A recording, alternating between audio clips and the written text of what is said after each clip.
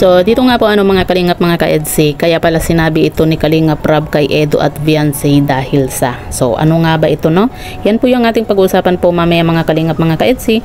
Pero bago po natin ipagpatuloy ang video ito sa mga bago pa lang po sa ating munting channel, wag po natin kalimutang suportahan ng ama ng Kalingap, Kuya Val Santos Matubang at Kalingap Rab.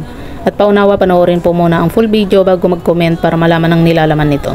So dito nga po mga kalingap mga ka-EDC, kaya pala sinabi ni Kalingap Rab ito kay Kalingap Edo at Viancy dahil sa. So ano nga ba ito no?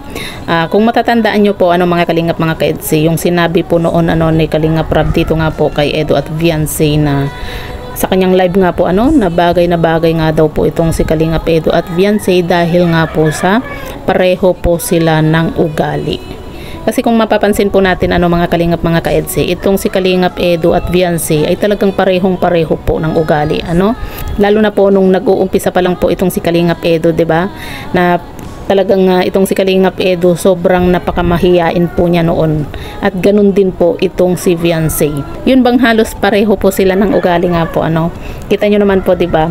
Itong si Kalingap Edo talagang puro pagtulong po yung kanyang ginagawa nga po Kung makikita po natin sa kanyang channel nga po, talagang puro pagtulong po yung kanyang ginagawa. At ganun din po itong si Viancy nung tulungan po niya itong si Angel nga po na kahit hindi pa po siya nagsasabi dito kay Kalingap Rab o kaya kay Kalingap Edo, talagang kusa na po siyang tumulong. Kumbaga nasa puso na rin po ni Viancy nga po ang isang charity vlogger nga po mga kalingap. Kaya talagang bagay na bagay po talaga itong si Kalingap Edo at Viancy. Kaya yun po yung sinabi nga po noon ni Kalingap Rab sa kanyang live dito nga po sa tambalang ito, na bagay po silang dalawa dahil nga po sa marami po silang pagkakapareho. Ang isa pa po nilang pagkakapareho mga kalingap mga ka-EDC, yung napaka down to earth po ng dalawa Kung mapapansin nyo po, 'di ba?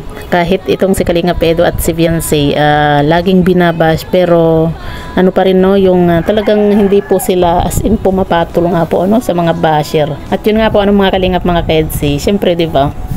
Kahit naman tayo nakikita po natin na itong si Edo at Viancy ay talagang bagay na bagay nga po Kaya naman itong si Kuya Val, si Ate Edna, si Kalingap Rab, 'di ba?